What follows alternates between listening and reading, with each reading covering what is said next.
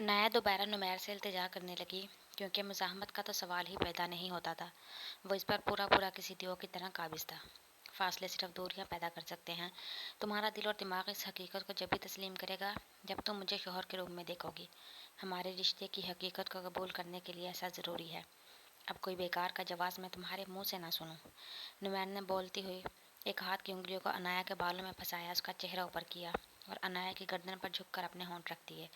نمیر کی سانسوں کی گرمائش اور ہونٹوں کا لمس عنایا اپنی گردن پر محسوس کر کے تڑپ گئی۔ عنایا کا پورا وجود نمیر کے مضبوط حصار میں چھپ سا گیا۔ وہ عنایا کی گردن پہ محبت مہر ثبت کرتا مزید پیش قدمی پر اتر آیا۔ اس کا نرم و نازک وجود نمیر کو مزید مدہوش کیے دے رہا تھا۔ جب عنایا کا بولنا کام نہیں آیا تو نمیر کی بڑھتی ہوئی جسارت پر اسے رونا آنے لگا۔ وہ اس وقت کر بھی کیا سکتی تھی رونے کے علاوہ۔ دوسری طرف نمیر جو پوری طرح مدہوش ہوئے اپنا جائز وقت حق وصولنے کے موڈ میں تھا، مگر عنایا کے رونے پر اس کا موڈ خراب ہونے لگا۔ نمیر اٹھ کر بیٹھا اور عنایا کو بھی کھینچ کر بٹھایا۔ پرابلم کیا ہے تمہاری؟ تم یوں رو کر کیا ثابت کرنا چاہ رہی ہو مجھ پر؟ زیادتی کر رہا ہوں میں تمہارے ساتھ یا زبردستی کر رہا ہوں؟ چل کیا رہا ہے تمہارے دماغ میں؟ کلیئر کرو ابھی اور اسی وقت، یہاں میری طرف دیکھ کر۔ وہ عنایا کے جھکے ہوئے سر کو دیکھ کر غصے میں بولا۔ عنایا کا منہ اپنے ہاتھ میں دبوچتا ہوا اوپر اٹھایا۔ تم اس طرح خاموشی اختیار کر کے میرے غصے کو مزید ہوا دے رہی ہو۔ میری ایک بات کان کھول کر سن لو، بلکہ آج ہی اپنے دماغ میں بٹھا لو۔ عنایا تم میرے نکاح میں ہو، میری بیوی ہو، اور میری مردانگی یہ بات بالکل برداشت نہیں کرے گی تمہارے دل اور دماغ میں میرے علاوہ کوئی دوسرا نام آئے۔ اگر اب تمہیں رونا آیا یا تم نے مجھے ظالم ظاہر کرنے کی کوشش کی تو اس کا خمیازہ تم ہر رات جنونیت کی صورت بھگتو گی۔ نمیر نے بولتے ہوئے جھٹکے سے عنایا کو لٹایا اور اپنی شرٹ کے بٹن کھولتے ہوئے اس پر دوبارہ جھکا۔ تبھی اس کے موبائل پر کال آنے لگی۔ نمیر کا بالکل ارادہ نہیں تھا اس وقت کسی سے بھی بات کرنے کا۔ وہ اپنا موبائل پاکٹ سے نکال کر اسے سوئچ آف کرنے لگا۔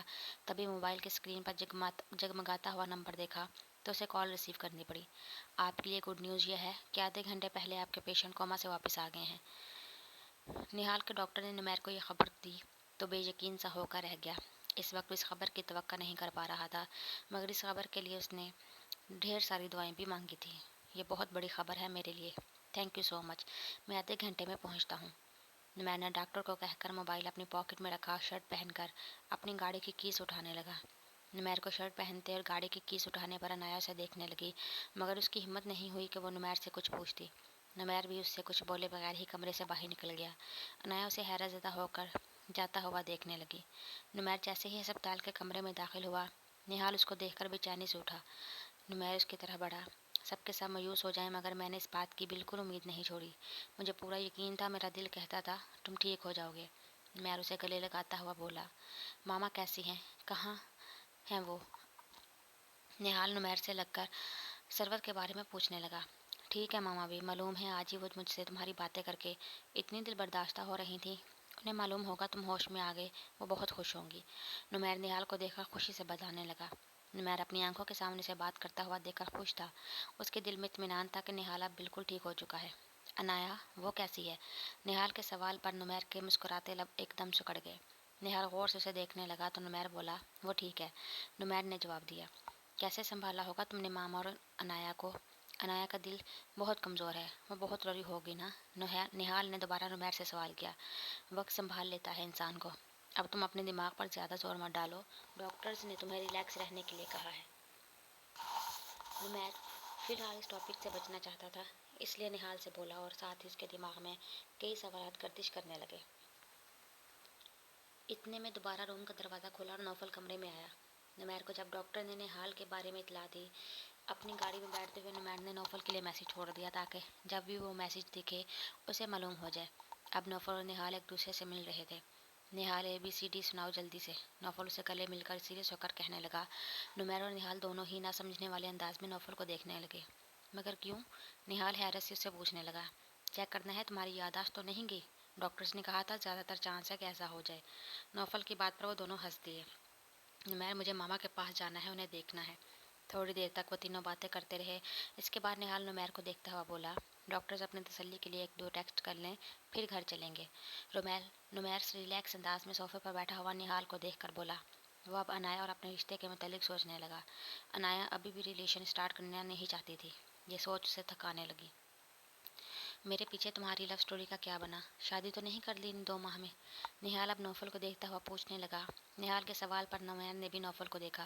وہ اپنی طرف سے تو اسے سمجھا چکا تھا، شانزے سے تعلق ختم کرنا بیوقوفی کے علاوہ کچھ بھی نہیں۔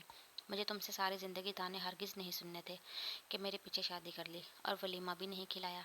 اب ریڈی ہو جاؤ کیونکہ میرے نکاح کے گواہوں میں ایک گواہ تم بھی ہوں گے۔ نوفل نے بات کو مذاق کا رنگ دیتے ہوئے کہا، مگر سچ تو یہ تھا وہ اتنے دنوں سے شانزے کو بہت مس کر رہا تھا اور وہ اس سے اتنی ہی خفا تھی کہ اس کی کال بھی ریسیو نہیں کر رہی تھی۔ اتفاق سے وہ نائلہ سے بھی ملنے نہیں جا سکا، مگر اب وہ کل صبح ان کے گھر جانے کا پورا ارادہ رکھتا تھا۔ اور تم نے اپنے بارے میں کیا سوچا؟ میں ماما سے کہوں گا کوئی عنایہ جیسی لڑکی دوسری ملے تو میرے ساتھ ہی تمہاری بھی شادی کر دیں۔ نہال نمیر کو دیکھتا ہوا بولا۔ اف نہال خاموش بھی کرو، ہوش میں آتے ہی کتنا بول رہے ہو تم۔ ڈاکٹر سے پوچھ کر آتا ہوں چھٹی کا کب تک ممکن ہے؟ نمیر چڑھتا ہوا بولا اور اسپتال کے روم سے باہر نکل گیا۔ ایسا کیا ہو گیا اچانک؟ یہ تو شادی کے نام سے ایسا چڑھا ہے جیسے کوئی روگ لگا کر بیٹھا ہو۔ نہال اب نوفل کو دیکھتا ہوا پوچھنے لگا۔ دراصل تم 2 ماہ سے خاموش تھے، میں نمیر آنٹی آ کر تم سے روزانہ باتیں کر کے شاید ہمیں بولتا دیکھ کر تمہاری خاموشی ٹوٹے، اور آج جب تمہیں ہوش آیا ہے تو تم نان سٹاپ شروع ہو چکے ہو۔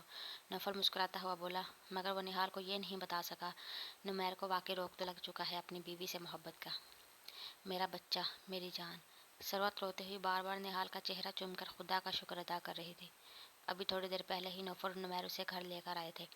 2 مار لیٹے رہنے کی وجہ سے وہ فوری طور پر اپنے ہاتھ پاؤں موو نہیں کر پا رہا تھا۔ ثروت نہال کے بیڈ روم میں اس کے برابر میں ہی بیٹھی ہوئی تھی۔ نوفل اجازت لے کر وہاں سے نکلا۔ ثروت کے کہنے پر نمیر فرمان اور عشرت کے ساتھ باقی رشتہ داروں کو بھی نہال کے ہوش میں آنے میں کی اطلاع دی۔ یہ کیا بدتمیزی ہے؟ راستہ کیوں روکا ہے میرا؟ ہٹو سامنے سے۔ شان سے نائلہ کی میڈیسن لے کر واپس اپنے گھر جا رہی تھی تو اچانک اس کے سامنے جمشید آ گیا اور اس کا راستہ روک کر کھڑا ہو گیا۔ گٹکے کی بدبو کے ساتھ جمشید کی شکل دیکھ کر شانزے کو متلی ہونے لگی۔ بہت زبان چلتی ہے تیری، چند دن ٹھہر تجھے صحیح کا مزہ چکھاؤں گا، پھر تجھے سمجھ میں آئے گا جمشید کیا چیز ہے۔ جمشید نے اس کو قریب آ کر اسے دھمکاتے ہوئے ڈرانے کی پوری کوشش کی۔ تم چند دن میں مزہ چکھانے کا ارادہ رکھتے ہو، مگر میں اپنے ہاتھ کا مزہ تمہیں ابھی چکھاتی ہوں۔ شانزے کے ہاتھ نے اس کا گال سرخ نشان چھوڑا۔ آئندہ میرے سامنے میرے گھر میں یا راستے میں آنے کی ضرورت نہیں ہے، ورنہ جوتی اتار کر بھرے مزار میں تمہاری ایسی درگت بناؤں گی کہ آنے والی نسلیں منہ چھپاتی پھریں گی۔ شانزے اسے وارن کرتی ہوئی وہاں سے جانے لگی۔ رک تیری یہ مجال، تو نے جمشید پر ہاتھ اٹھایا، اب نکاح تو ہوگا بعد میں، پہلے میں بتاتا ہوں کہ منہ کون چھپاتا پھرے گا۔ جمشید شانزے کا ہاتھ کھینچتا ہوا اپنی گاڑی کی طرف بڑھا۔ ہاتھ چھوڑو میرا بغیرت انسان، ورنہ جان سے مار دوں گی تمہیں۔ وہ شانزے کا ہاتھ پکڑ کر اسے اپنے ساتھ لے جانے لگا۔ شانزے زور لگا کر بھی اپنا ہاتھ جمشید کے ہاتھ سے نہیں چھڑا پائی تو دوسرے ہاتھ سے اس پر مکے برسانے لگی۔ اس نے روڈ پر کھڑے بے حس لوگوں کو دیکھا جو تماشا دیکھنے اور ویڈیو بنانے میں مصروف تھے۔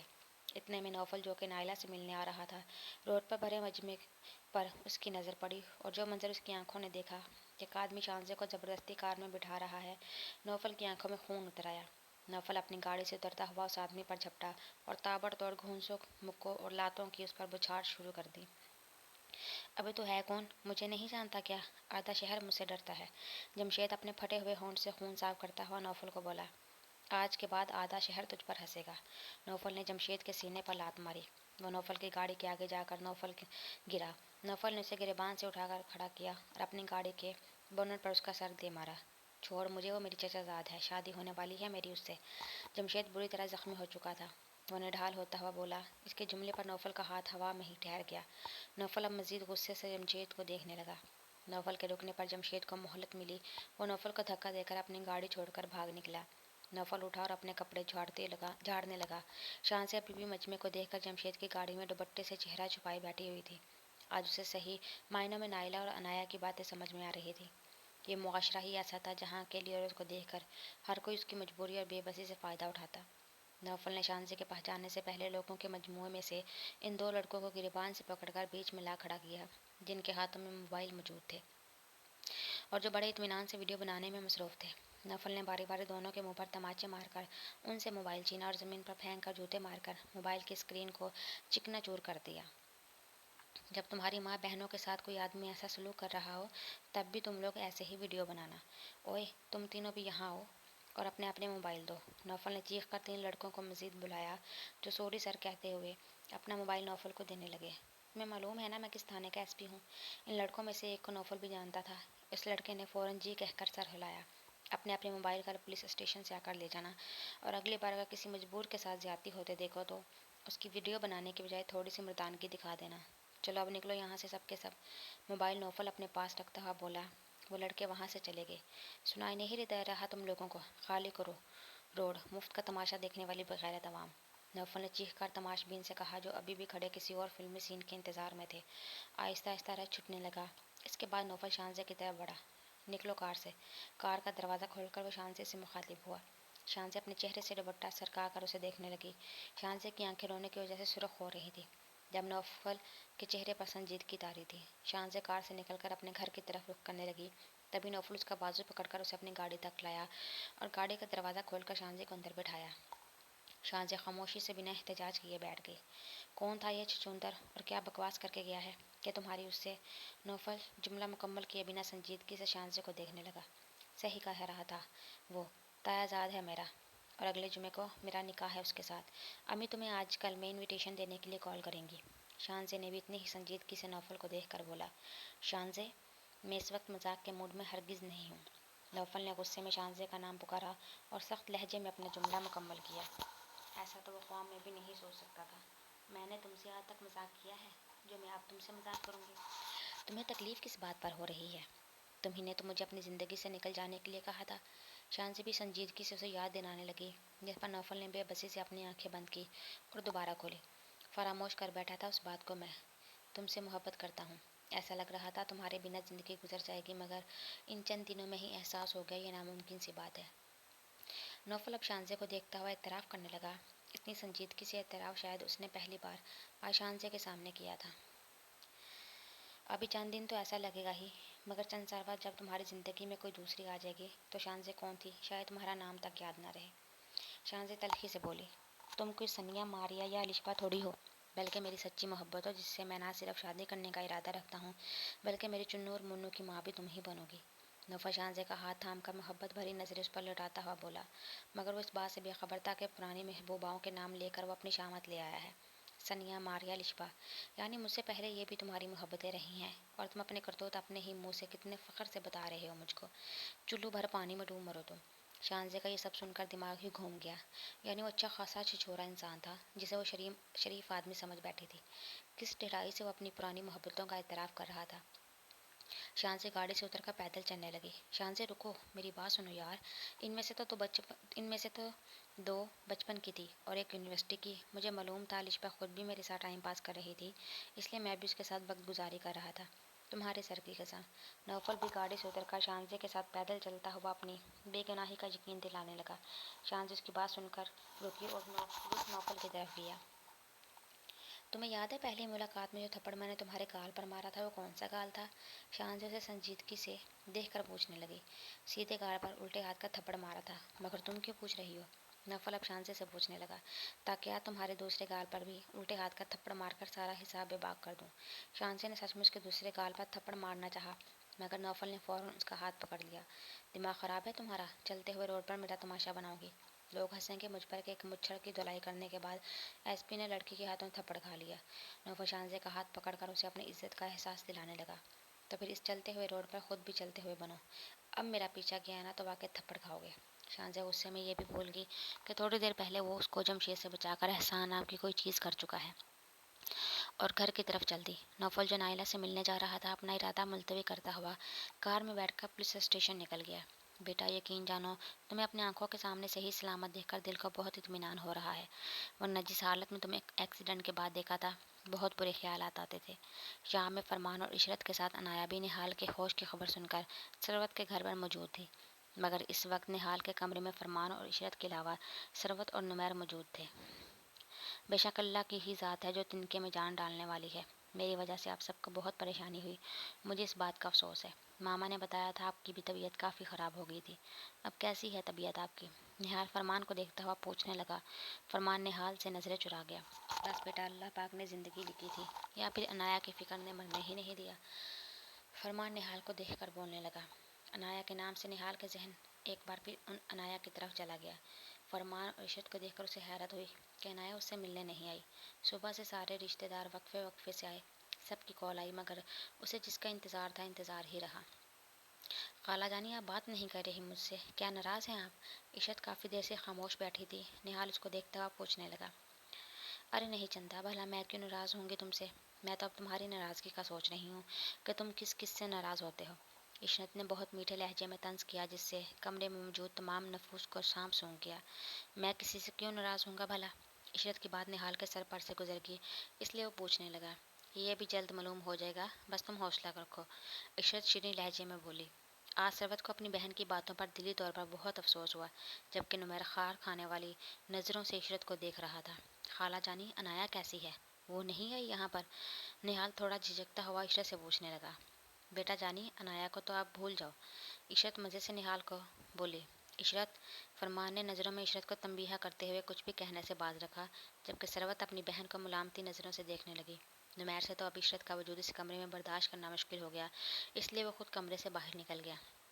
انایا کو بھول جاؤں مطلب کیا ہے اس بات کا؟ نہال کو عشرت کا اس طرح بولنا برا لگا، جبھی وہ عشرت سے پوچھنے لگا۔ میرا مطلب ہے اسے بھول کر خود کو مکمل صحتیاب کرو، اپنی فکر کرو اور خیال رکھو، عشرت فرمان کے گھورنے پر اب سنبھل کر بولی۔ کل رات کو نمیر کا یوں اچانک چلے جانا انایا کو سمجھ میں نہیں آیا تھا، مگر جب صبح بوا نے یہ خبر سنائی کہ نہال ہوش میں آ گیا ہے تو چند منٹ کے لیے یہ خبر سن کر انایا سکتے میں چلی گئی۔ فرمان کی پریشان نظریں، عشرت کی مذاق اڑاتی نظریں وہ صبح سے ہی دیکھ رہی تھی۔ فرمان کا دوپہر میں ڈاکٹر سے اپائنٹمنٹ تھا، وہ تینوں ہی ڈرائیور کے ساتھ شام میں نہال کو دیکھنے پہنچے۔ فرمان اور عشرت تو نہال کے کمرے میں اس کو دیکھنے چلے گئے، مگر انایا کے پاؤں جیسے کسی نے جکڑ لیے ہوں۔ وہ وہی لان میں بیٹھ گئی اور کافی دیر سے لان میں بیٹھی ہوئی کسی گہری سوچ میں گم تھی۔ اسے نمیر کے آنے کا احساس ہی نہیں ہوا۔ یہاں کیوں بیٹھی ہو اکیلے؟ نمیر نہال کے کمرے سے نکلا تو داخلی دروازے سے لان میں اسے کرسی پر انایا بیٹھی ہوئی نظر آئی۔ وہ کل رات کو اسے کچھ بتائے بغیر ہی آ گیا تھا۔ انایا کو گہری سوچ میں گم دیکھ کر نمیر نے اسے متوجہ کرنے کے لیے سوال کیا۔ کیوں، اب یہاں بیٹھنے پر بھی پابندی لگائیں گے آپ؟ انایا نے اپنے سامنے کھڑے نمیر سے منہ بنا کر پوچھا۔ اسے نمیر کا کل رات والا انداز بالکل اچھا نہیں لگا تھا اور وہ نمیر سے خفا بھی تھی۔ وہ اسے اپنی خفگی کا احساس دلانا چاہتی تھی۔ تم کون سا میری پابند رہتی ہو؟ وہ بیویاں اوری ہوتی ہیں جو اپنے شوہر کا حکم بجا لائیں، ان کی خواہشات کا احترام کریں۔ نمیر انایا کے پاس رکھی دوسری کرسی پر ریلیکس انداز میں بیٹھتا ہوا بولا تو انایا حیرت سے اسے دیکھنے لگی۔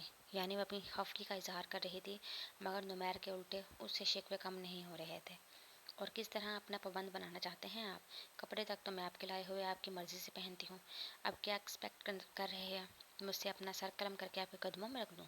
انایا کو نمیر کے اوپر غصہ آنے لگا، وہ اپنا غصہ جتاتی ہوئی بولی، مگر شاید سامنے بیٹھے ہوئے شخص کو تو اس کے غصے کی پرواہ ہی کہاں تھی۔ وہ ابھی بھی اپنی مسکراہٹ ضبط کیے انایا ہی کو دیکھ رہا تھا، جس پر انایا تب کر رہ گئی۔ بیوی میری ہو تو کپڑے بھی میری پسند کے ہی پہنو گی، کوئی احسان تھوڑی کر رہی ہو میری ذات پر۔ شوہر ہوں میں تمہارا، میرا حکم ماننا تمہارا فرض ہے، اور تمہارے قلم ہوئے سر کا میں کیا کروں گا؟ بات اپنے دل کی کرو تو شاید کچھ بات ہے۔ نمیر انایا کا نازک ہاتھ تھام کر اسے دیکھتا ہوا بولا، دل کے سودے زبردستی نہیں ہوتے۔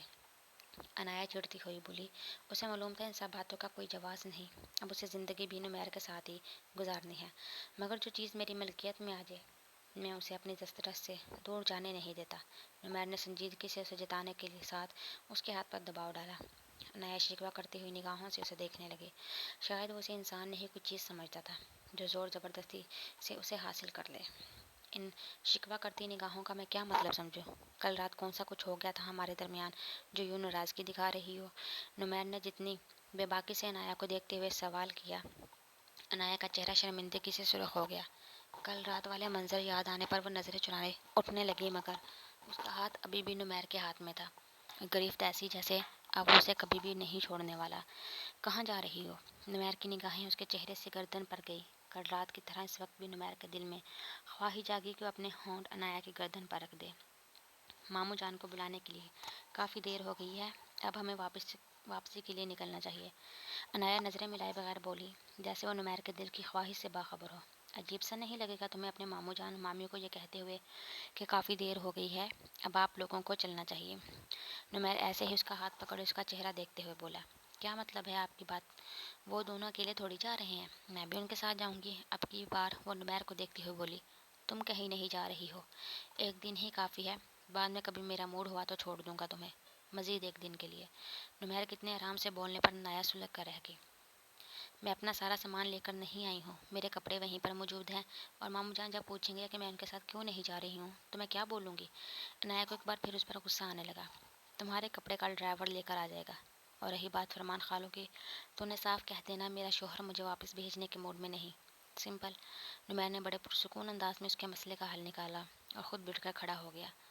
میں آج صوفے پر ہی سوؤں گی، عنایا غصے میں اپنا ہاتھ اس سے چھڑاتے ہوئے بولی۔ کوشش کر کے دیکھ لینا۔ نمیر اسے چیلنج کرتا ہوا گھر کے اندر چلا گیا۔ عنایا فرمان کے ساتھ واپس تو نہیں کی، مگر اس کا موڈ اچھا خاصا خراب ہو چکا تھا۔ نہال ابھی بھی اٹھ نہیں پا رہا تھا اور ثروت مستقل نہال کے پاس اس کے روم میں ہی بیٹھی ہوئی تھی۔ اس نے رات کا کھانا بھی حمیدہ سے نہال کے کمرے میں ہی منگوایا۔ کیا ہوا، کھانے کا موڈ نہیں ہے کیا آج؟ نمیر اپنے کمرے میں آتا ہوا عنایا سے بولنے لگا، جو کہ موبائل پر شان سے محو گفتگو تھی۔ میرا موڈ نہیں ہو رہا، آپ کھا لیں۔ عنایا کال کاٹ کر منہ بناتی ہوئی بولی، میں یہاں تم سے کھانا کھانے کا پوچھنے نہیں آیا ہوں، اٹھو اور چل کے مجھے کھانا دو۔ نمیر عنایا کو دیکھ کر سنجیدگی سے بولا، جس پر عنایا مزید تپ گئی اور نمیر کو گھورتی ہوئی کچن میں داخل ہوئی۔ وہ ابھی حمیدہ سے کھانا نکالنے کا کہنے ہی لگی تھی، حمیدہ تم جاؤ ماما سے پوچھو، اور کسی چیز کی ضرورت تو نہیں؟ نمیر نے کچن میں آ کر بولا۔ عنایا نے نمیر کو ایک دفعہ پھر کھا جانے والی نظروں سے دیکھا۔ کھانا تم ٹیبل پر رکھو، اپنا اور میرا۔ نمیر عنایا کو بولتا ہوا چیئر کھسکا کر بیٹھ گیا۔ عنایا نے خاموشی سے ٹیبل پر کھانا لگایا۔ تمہاری پلیٹ کہاں ہے؟ نمیر عنایا کو دیکھتا ہوا پوچھنے لگا۔ بتایا تو تھا مجھے کھانا نہیں کھانا۔ عنایا دوبارہ منہ بناتی ہوئی بولی، غصہ کھانے سے بہتر ہے انسان کھانا کھا لے، جلدی سے پلیٹ لاؤ۔ نمیر آپ کی بڑی نرمی سے بولا، آپ کو کیا ضرورت ہے میری فکر کرنے کی، آپ اپنا پیٹ بھر لیں۔ عنایا نمیر کو دیکھ کر کہنے لگی، کاش اس وقت خالہ جانی یہاں پر موجود ہوتی اور وہ تمہاری چلتی ہوئی زبان کے نظارے ملاحظہ فرماتی۔ خیر یہ بھی ٹھیک ہے، مجھے کیا ضرورت پڑی ہے تمہاری فکر کرنے کی، مجھے تو بس اپنی ضروریات کی پرواہ کرنی چاہیے۔ نمیر کندھے جھکا کر لاپرواہی سے کہتا ہوا بولا۔ عنایا اس کی بات سن کر پرختی ہوئی وہاں سے جانے لگی۔ عنایا نمیر کی آواز پر وہ پلٹ کر اسے دیکھنے لگی۔ تم ڈش کا اسپون لانا بھول گئی ہو، یہ کھانا میں اپنے ہاتھ سے نکالوں گا۔ نمیر نے بولتے ہوئے پوری کوشش کی کہ اپنے چہرے پر سنجیدگی برقرار رکھے۔ عنایا اس کو گھورتے ہی کچن میں واپس آئی اور اسپون لا کر ڈش میں ڈالا۔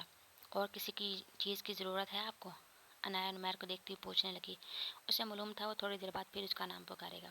عنایا کی بات سن کر نمیر کے چہرے پر مسکراہٹ رنگی۔ فکر نہیں کرو، اگر کسی بھی چیز کی ضرورت ہوگی تو تمہیں سے طلب کروں گا۔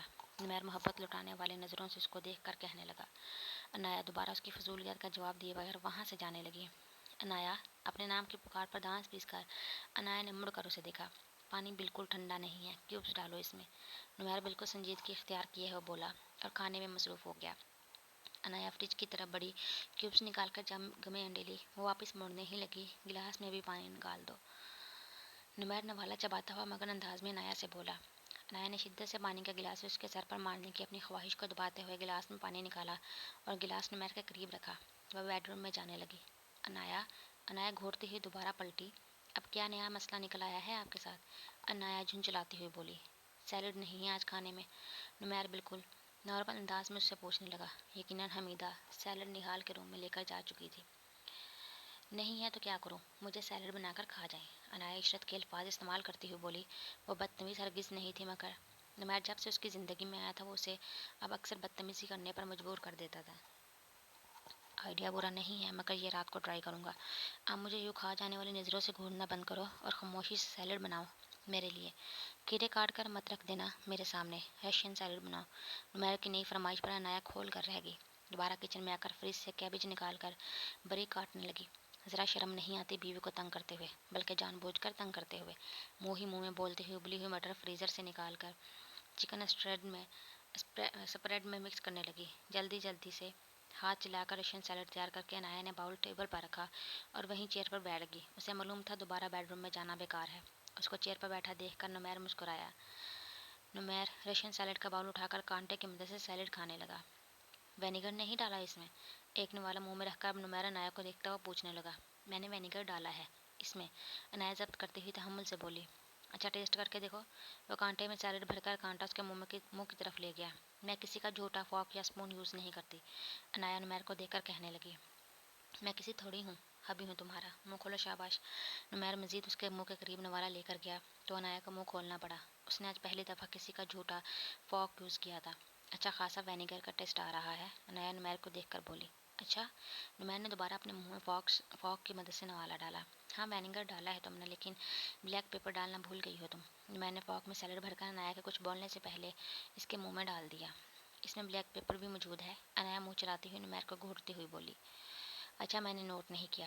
نمیر اب نوالا اپنے منہ میں ڈال کر بلیک پیپر ٹیسٹ کرنے لگا۔ دیکھو مٹر صحیح سے ابلی ہوئی نہیں لگ رہی، نمیر نے اس کے منہ میں نوالا ڈالتے ہوئے پوچھا۔ مٹر پہلے سے ہی بوائل فریزر میں رکھی ہوئی تھی، انایا منہ میں بھرے ہوئے سیلڈ کی وجہ سے بمشکل بول پائی۔ اچھا مجھے فیل نہیں ہوا، نمیر نے دوسرا نوالا خود اپنے منہ میں ڈالتے ہوئے کہا۔ اس طرح نمیر کسی نہ کسی چیز کی کمی ظاہر کرتے ہوئے ایک نوالا خود اپنے اور دوسرا نوالا انایا کے منہ میں ڈال دیتا۔ اس طرح کھانا کھانے کے بعد وہ نہال کے کمرے میں گیا تو انایا نے سکون کا سانس لیا۔ اس میں کوئی شک نہیں تھا وہ انایا کے لیے کبھی کبھی دوسری عشرت ثابت ہوتا۔ انایا بیڈ روم میں آ کر اپنا تکیہ لے کر صوفے پر لیٹ گئی۔ اب اسے نمیر کے کمرے میں آنے سے پہلے سونا تھا اور اسے اپنی نیند پر پورا بھروسہ تھا کہ وہ چند منٹ میں سو جائے گی۔ ابھی وہ سونے کا سوچ ہی رہی تھی کہ بیڈ روم کا دروازہ کھلا اور نمیر روم کے اندر آیا۔ ایک نظر روم میں صوفے پر لیٹی ہوئی انایا پر ڈالی اور اپنے کپڑے لے کر ڈریسنگ روم میں چلا گیا۔ نمیر چینج کر کے واپس آیا تو انایا کی پشت اس کی طرف تھی۔ وہ اسے کچھ کہے بغیر روم کی لائٹ بند کر کے جا کر خود بیڈ پر لیٹ گیا اور LED آن کر کے چینل بدلنے لگا۔ اوہو، تو میری نیند خراب کرنے کے لیے تیز آواز میں فلم دیکھی جا رہی ہے، مگر شاید بھول چکے ہیں میں نیند کی کتنی پکی ہوں۔ میرے کانوں کے پاس کوئی لاؤڈ اسپیکر میں بھی بولے تو مجھے سونے میں کوئی مسئلہ نہیں۔ انایا دل ہی دل میں مسکراتی ہوئی خود سے مخاطب ہوئی۔ وہ واقعی تھوڑی دیر میں سو جاتی اگر LED میں سے بادل گرجنے جناتی قہقہوں کے ساتھ رونے کی آوازیں نہیں آتی۔ انایا کا ذہن اب اسکرین کی طرف چلتی ہوئی مووی کی طرف چلا گیا۔ نمیر شاید کوئی ہارر مووی دیکھ رہا تھا۔ ڈراؤنی میوزک کے ساتھ ساتھ بجلی کڑکنے، جانوروں کی آوازیں اور بچے کی رونے کی آوازوں سے انایا کو اب صوفے پر لیٹے لیٹے خوف آنے لگا۔ کیوں ڈسٹرب کر رہے ہیں آپ، بند کریں نا یہ مووی، انایا نے صوفے سے اٹھ کر نمیر کو دیکھتے ہوئے کہا۔ Okay my dear wife. Anaya کو حیرت ہوئی، اس نے بڑی تابعداری سے ایک دفعہ ریموٹ اٹھا کر سوئچ آف کر دیا اور خود بھی سونے کے لیے لیٹ گیا۔ انایا کو لگا اب اسے آرام سے نیند آ جائے گی، مگر اسے محسوس ہوا جیسے نمیر بیڈ سے اٹھا ہے۔ انایا نے آنکھیں کھول کر دیکھا۔ کیا ہوا ہے، کیا دیکھ رہے ہیں؟ انایا نے اسے روم کی کھڑکی سے باہر جھانکتے ہوئے دیکھا تو تجسس کے ہاتھوں مجبور ہو کر پوچھنے لگی۔ کچھ نہیں، مجھے ایسا لگا جیسے یہاں کھڑکی میں کوئی کھڑا اندر جھانک رہا ہو۔ وہم ہوگا میرا، کوئی نہیں ہے، اب تم آرام سے سو جاؤ۔ نمیر نے نارمل انداز میں انایا کو جواب دیا اور خود جا کر بیڈ پر لیٹ گیا۔ مگر اب انایا آرام سے کیسے سو سکتی تھی؟ سنیے، انایا صوفے سے اٹھ کر بیٹھی اور نمیر کو پکارا۔ سنائیے، نمیر نے اسی کے انداز میں پوچھا۔ وہ میں کہنا چاہ رہی تھی کہ ایک دفعہ آپ کمرے سے نکل کر پورے گھر کا چکر لگا لیں، ذرا تسلی ہو جائے گی۔ انایا نے عاجزانہ انداز اختیار کر کے نمیر سے گزارش کی۔ اور میرے کمرے سے نکل کر جانے کے بعد کوئی کمرے میں آ گیا تو؟ نمیر نے بیڈ پر لیٹے لیٹے انایا کو بغیر دیکھے کہا۔ اللہ نہ کرے کیسی باتیں کر رہے ہیں آپ؟ نمیر کے بولنے پر وہ پوری جان سے لرز گئی اور اب بے بسی کی انتہا یہ تھی کہ اسے نیند آ رہی تھی مگر خوف کے مارے وہ سو نہیں پا رہی تھی۔ تھوڑی سی بہادر بنو یار، تم تو ایسے ڈر رہی ہو جیسے کوئی بدروح ابھی صوفے کے نیچے سے نکل کر آ جائے گی اور تمہیں اپنے قابو میں کر لے گی۔ نمیر کے بولنے کی دیر تھی، انایا صوفے سے چھلانگ لگاتے کر دوڑتی ہوئی بیڈ پر آئی۔ کیوں کر رہے ہیں آپ میرے ساتھ ایسا؟ رحم نہیں آتا آپ کو مجھ پر؟ آپ کو اندازہ ہے نا میں ایک وقت بھوک برداشت کر سکتی ہوں مگر نیند نہیں۔ انایا نے نمیر کے سینے میں منہ چھپا کر رونا شروع کر دیا۔